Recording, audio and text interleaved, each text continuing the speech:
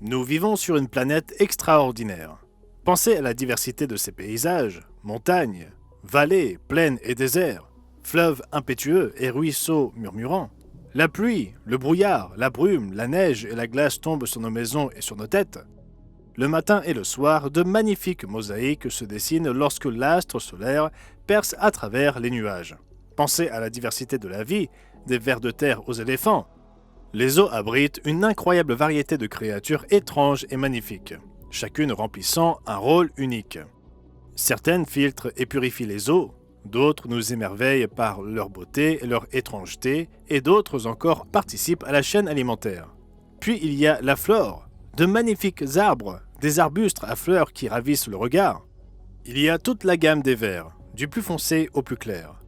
Les fleurs se déclinent en des nuances mélangées dans toutes les couleurs de l'arc-en-ciel. Nous vivons sur une planète faite pour l'homme. Oui, nous sommes confrontés à des défis qui nous rendent plus forts, mais il y a aussi la joie de partager un repas en famille et entre amis, en profitant d'une grande variété d'aliments aux textures et aux saveurs infinies. À quand remonte la dernière fois où vous avez posé votre smartphone ou éteint la télévision pour vous demander « La vie a-t-elle un sens ?» Et si oui, quel est ce sens ? Suis-je simplement le produit de forces aveugles de l'évolution ? Si tel est le cas, comment peut-il y avoir un sens ? Et comment peut-il y avoir une vie après la mort ? En bref, pourquoi est-on ici-bas ? C'est à cette question que je répondrai dans l'émission du Monde de demain d'aujourd'hui. Il y a une réponse dans la Bible, et ce n'est pas celle à laquelle la plupart des gens s'attendent. Je vais me tourner directement vers cette source aujourd'hui, non pas en me basant sur un seul passage pour échafauder une doctrine autour de ce thème, mais en examinant les preuves indéniables que la Bible révèle. Je vous proposerai également une ressource entièrement gratuite qui approfondit ce sujet bien plus que je ne peux le faire dans cette brève émission. Quel est le but de la vie est une brochure qui fournit des références bibliques que vous pouvez et devriez consulter dans votre propre Bible, et donc de quoi écrire à portée de main pour noter nos coordonnées. Je reviens d'ici 5 secondes, alors restez avec nous.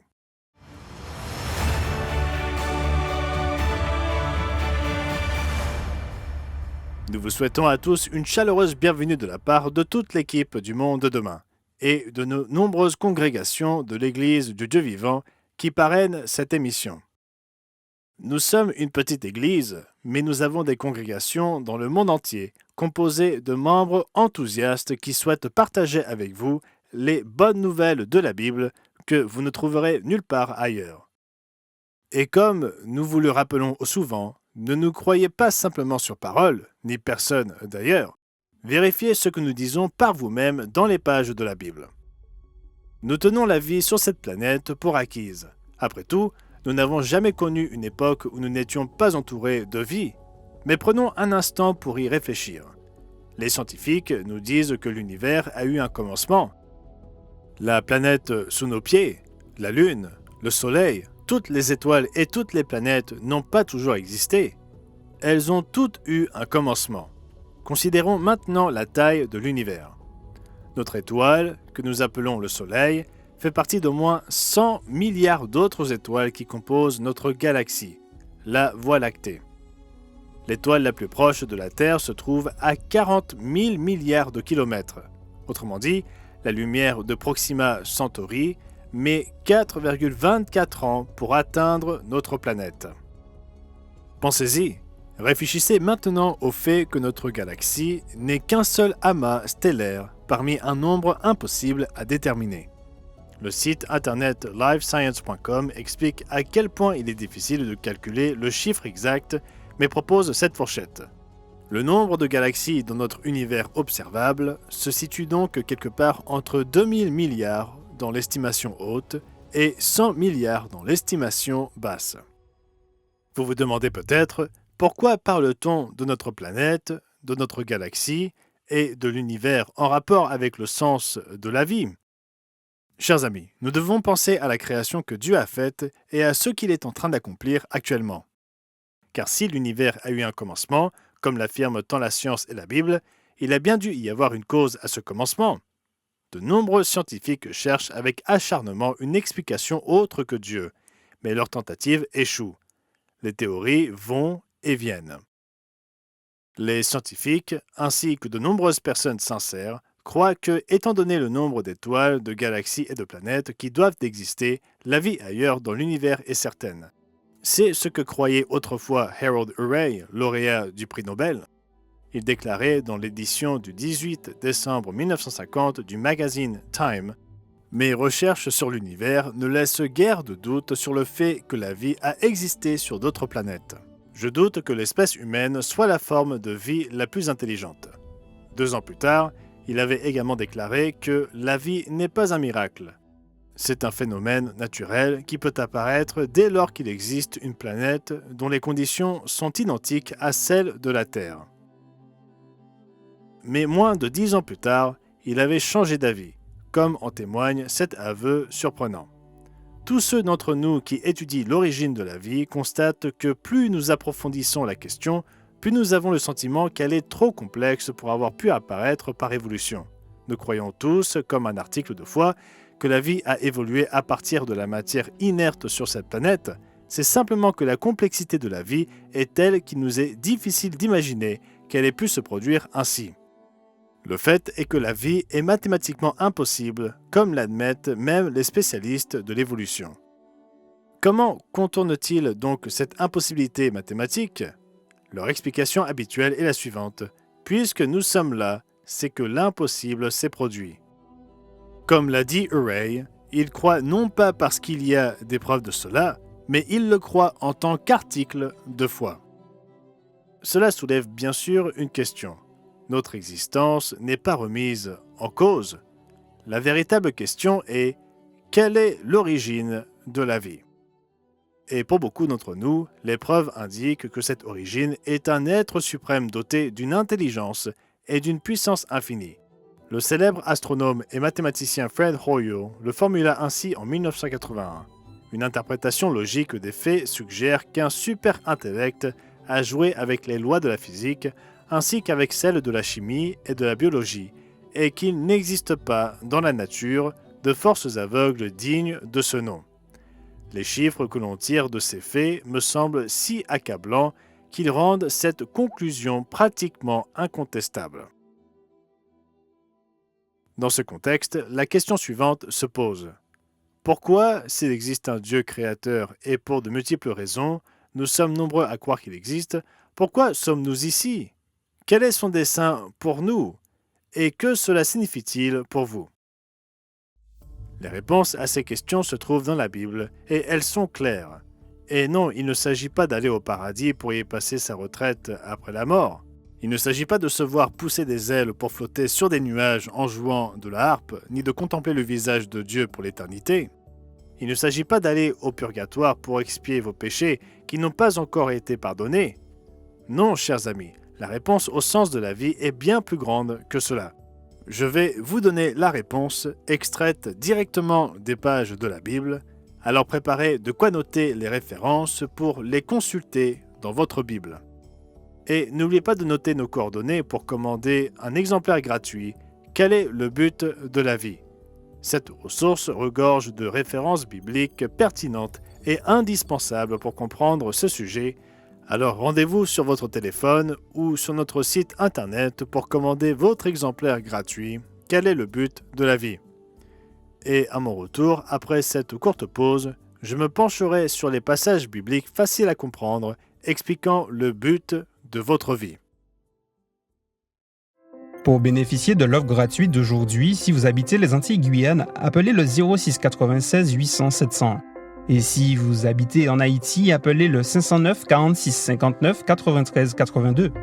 Notre publication claire et concise vous aidera à comprendre les vérités essentielles issues des pages de la Bible. Si vous appelez pour la première fois, vous recevrez également un abonnement annuel gratuit à la revue du Monde de demain. 6 numéros inspirants traitant de l'actualité, de la science et de la culture moderne vous aideront à donner un sens à votre monde selon une perspective biblique. Appelez dès aujourd'hui et rejoignez les millions de personnes dans le monde entier qui se tournent vers le monde de demain pour y puiser la vérité, les sens des prophéties et l'espérance en cette période de confusion. Appelez dès aujourd'hui au rendez-vous sur mondedemain.org.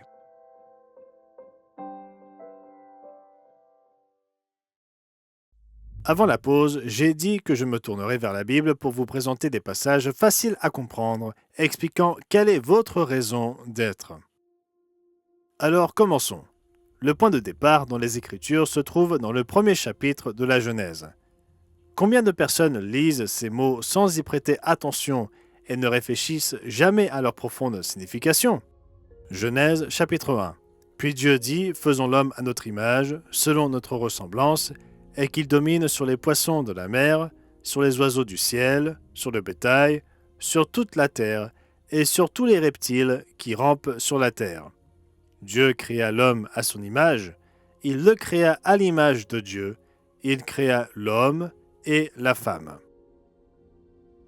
L'homme n'a pas été créé à l'image d'une autre créature. L'intention de Dieu était de créer l'homme à son image et à sa ressemblance, et de lui confier la gouvernance sur toutes les autres créatures de notre planète. Réfléchissons maintenant à ce que cela signifie. Pourquoi à l'image et à la ressemblance de Dieu? Pourquoi lui a-t-on confié la domination sur tout le reste? Ce sont là les questions que se posait le jeune berger David qui devint roi d'Israël plus tard. Une nuit, alors qu'il contemplait la Voie lactée et toutes les merveilles du ciel nocturne, il se posa cette question relatée dans le psaume 8 à partir du verset 4. Quand je contemple les cieux, ouvrage de tes mains, la lune et les étoiles que tu as créées, qu'est-ce que l'homme pour que tu te souviennes de lui? Et le Fils de l'homme pour que tu prennes garde à lui? Tu l'as fait de peu inférieur à Dieu, et tu l'as couronné de gloire et de magnificence. Tu lui as donné la domination sur les œuvres de tes mains, tu as tout mis sous ses pieds, les brebis comme les bœufs, et les animaux des champs, les oiseaux du ciel et les poissons de la mer. Malheureusement, trop peu de gens aujourd'hui perçoivent la grandeur de Dieu comme c'était possible autrefois, quand la pollution lumineuse était moindre. Je me demande souvent combien d'enfants grandissent sans jamais voir la Voie lactée. Mais revenons à la question de David. Que sommes-nous pour que Dieu se soucie de nous? Considérez l'investissement de Dieu dans notre planète. Il plaça ici-bas un puissant être spirituel, nommé Lucifer, sur un trône pour administrer son gouvernement, mais nous lisons dans Ésaïe 14, verset 13, que ce chérubin se rebella contre son Créateur. De plus, il incita un tiers des anges à le suivre.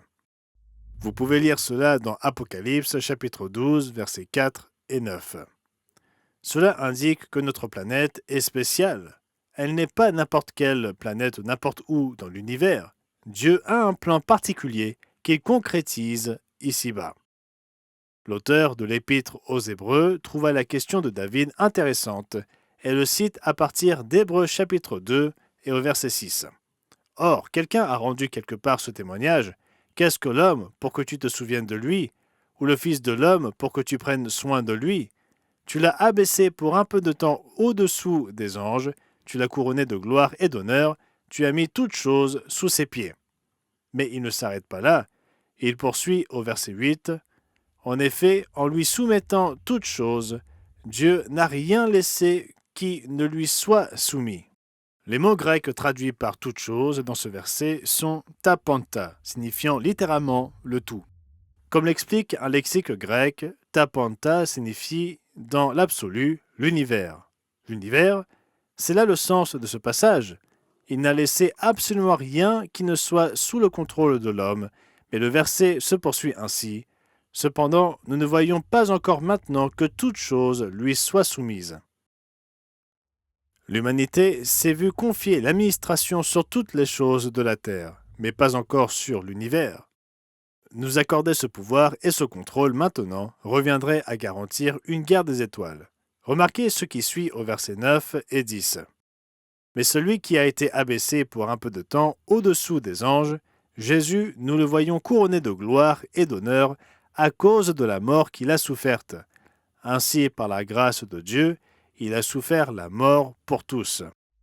Il convenait en effet que celui pour qui et par qui sont toutes choses, et qui voulait conduire à la gloire beaucoup de fils, est élevé à la perfection par les souffrances, le prince de leur salut. Le passage poursuit en montrant que nous sommes appelés frères du Christ. Nous ne sommes pas appelés des anges. Prenez le temps de lire l'intégralité du chapitre 2 de l'Épître aux Hébreux. Chers amis, Ce sujet est bien plus vaste encore, et c'est pourquoi nous vous proposons une ressource gratuite. Quel est le but de la vie? Mon collègue Wallace Smith et moi-même sommes étonnés parfois de voir combien peu de gens s'intéressent autant aux bêtes de l'Apocalypse et au nombre 666 qu'à découvrir leur raison d'être. Quel est notre but dans la vie? Quel est votre but à vous? Y a-t-il une vie après la mort? Et si oui, qu'est-ce que cela signifie? J'espère que vous souhaitez connaître les réponses à ces questions. Si c'est le cas, décrochez votre téléphone ou rendez-vous sur notre site internet mondedemain.org et commandez votre exemplaire gratuit. Quel est le but de la vie? Votre exemplaire a déjà été payé par nos membres, nos co-ouvriers et nos donateurs, donc quand nous disons qu'il vous sera envoyé gratuitement, c'est vraiment le cas. Commandez-le dès aujourd'hui et à mon retour, je vous donnerai davantage de références bibliques concernant le sens de la vie. Pour bénéficier de l'offre gratuite d'aujourd'hui, si vous habitez les Antilles-Guyane, appelez le 06 96 800 701. Et si vous habitez en Haïti, appelez le 509 46 59 93 82. Notre publication claire et concise vous aidera à comprendre les vérités essentielles issues des pages de la Bible. Si vous appelez pour la première fois, vous recevrez également un abonnement annuel gratuit à la revue du Monde de demain. 6 numéros inspirants traitant de l'actualité, de la science et de la culture moderne vous aideront à donner un sens à votre monde selon une perspective biblique. Appelez dès aujourd'hui et rejoignez les millions de personnes dans le monde entier qui se tournent vers le monde de demain pour y puiser la vérité, les sens des prophéties et l'espérance en cette période de confusion. Appelez dès aujourd'hui au rendez-vous sur mondedemain.org.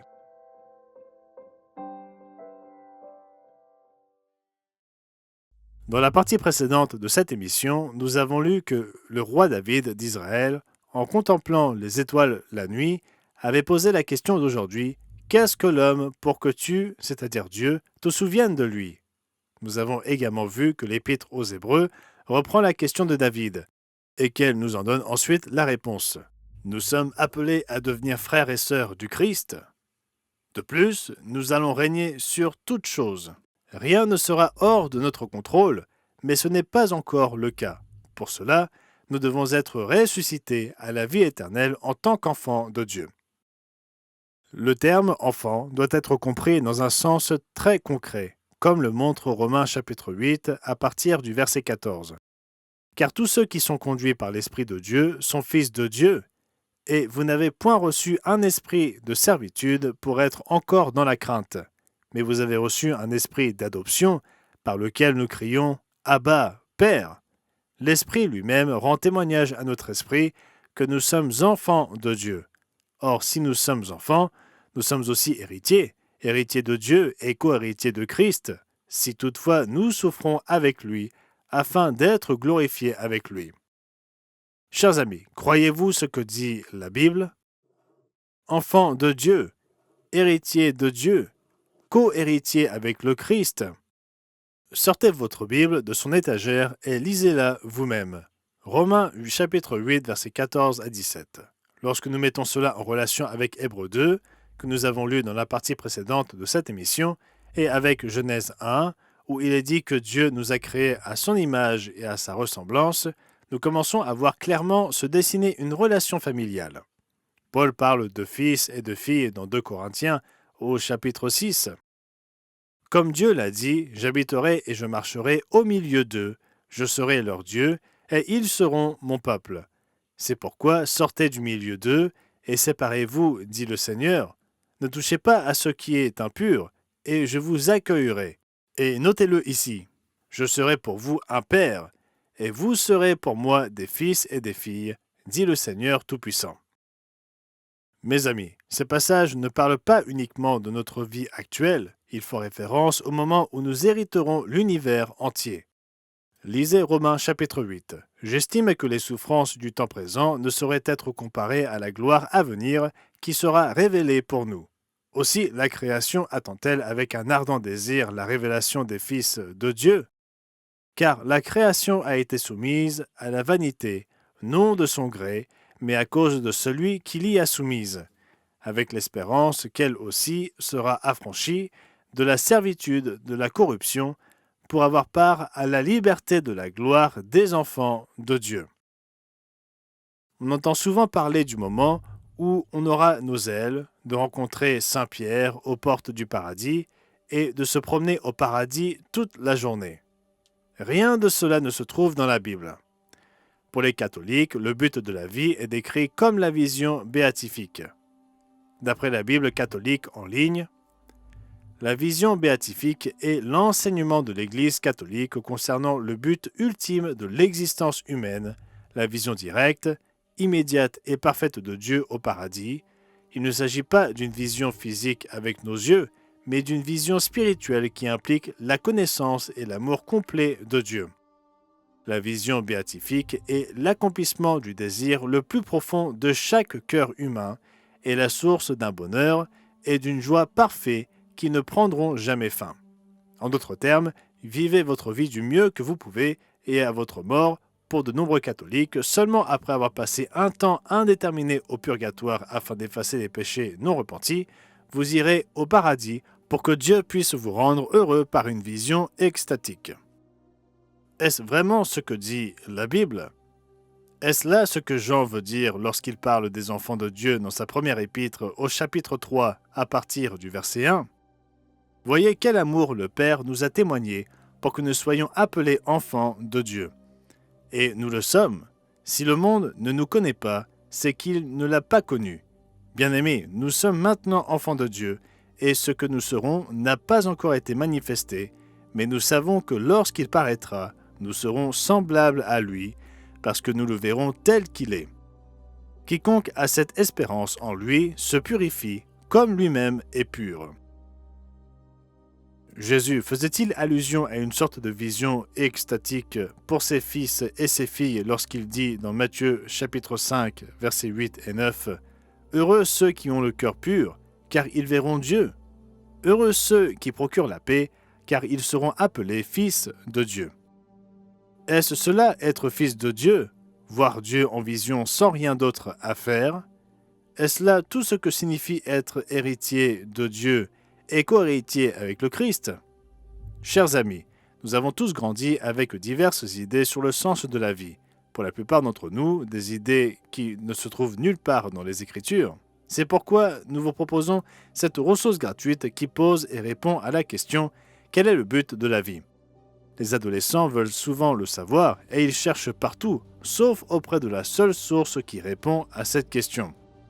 Et à mesure que nous avançons en âge, nous commençons à nous demander « À quoi tout cela rime-t-il? Que se passe-t-il quand je meurs? Est-ce tout ce qu'il y a? Est-ce la fin ?» Quel est le but de la vie apporte la réponse la plus encourageante que vous puissiez imaginer. Oui, la vie a un sens, et vous pouvez le découvrir. Alors notez nos coordonnées, et à mon retour, je vous dévoilerai un mystère étonnant lié à cette question.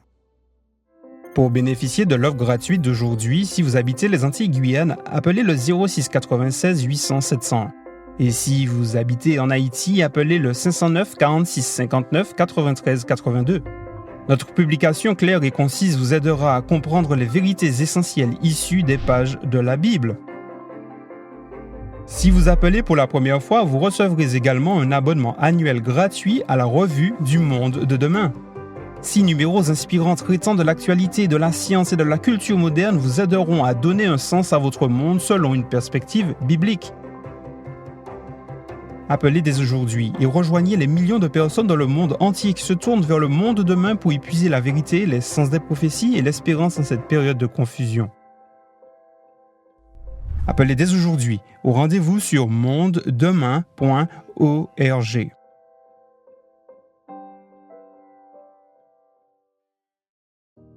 Le roi David leva les yeux vers un ciel nocturne étoilé et se demanda « Qu'est-ce que l'homme pour que tu te souviennes de lui ?» Les scientifiques scrutent l'immensité de l'univers à la recherche de réponses sur le sens de la vie, mais l'évolution n'en apporte aucune. De même, les philosophes cherchent le sens de la vie par le biais du raisonnement humain.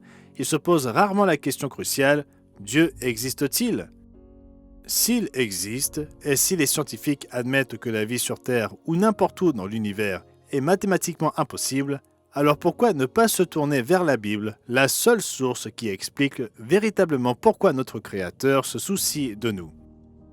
Aujourd'hui, nous avons vu dès le début que le dessein de Dieu était de nous créer à son image et à sa ressemblance. Nous avons également vu des passages bibliques qui parlent de notre statut de fils et de fille, de notre condition de frère de Christ et de co-héritier avec lui, et de l'héritage de toutes choses lors de la résurrection. N'est-ce pas suffisamment clair pour qu'un enfant puisse le comprendre? Nous avons lu plus tôt dans Romains 8, verset 16, que l'Esprit lui-même rend témoignage à notre esprit que nous sommes enfants de Dieu. On parle dans ce verset de deux esprits distincts. L'Esprit lui-même désigne clairement l'Esprit de Dieu. Notre esprit désigne l'Esprit qui réside en l'homme, non pas une âme immortelle, mais une essence spirituelle qui nous distingue des animaux. Alors que signifie ce verset? L'Esprit lui-même rend témoignage à notre esprit que nous sommes enfants de Dieu.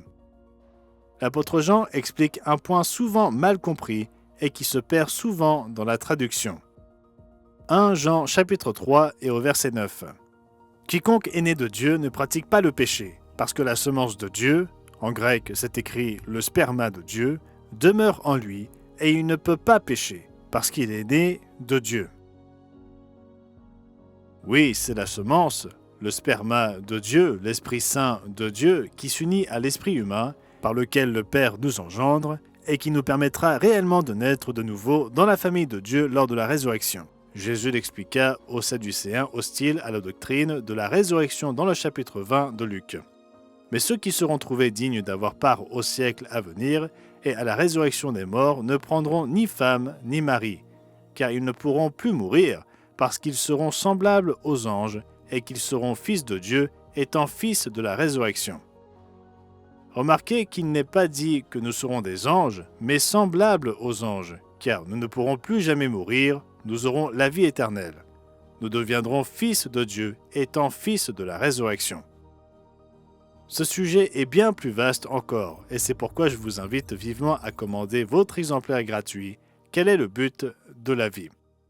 Il vous suffit de décrocher votre téléphone, d'appeler le numéro indiqué et de demander l'offre du jour. Vous pouvez également vous rendre sur notre site internet à l'adresse mondedemain.org. Et n'oubliez pas de revenir la semaine prochaine. Wallace Smith, Rod McNair et moi-même serons là pour vous faire découvrir les merveilles incroyables de Dieu, l'évangile de Jésus-Christ, son royaume qui va bientôt venir et les prophéties bibliques sur la fin des temps. À la semaine prochaine. Pour bénéficier de l'offre gratuite d'aujourd'hui, si vous habitez les Antilles-Guyane, appelez le 06 96 800 701. Et si vous habitez en Haïti, appelez le 509 46 59 93 82.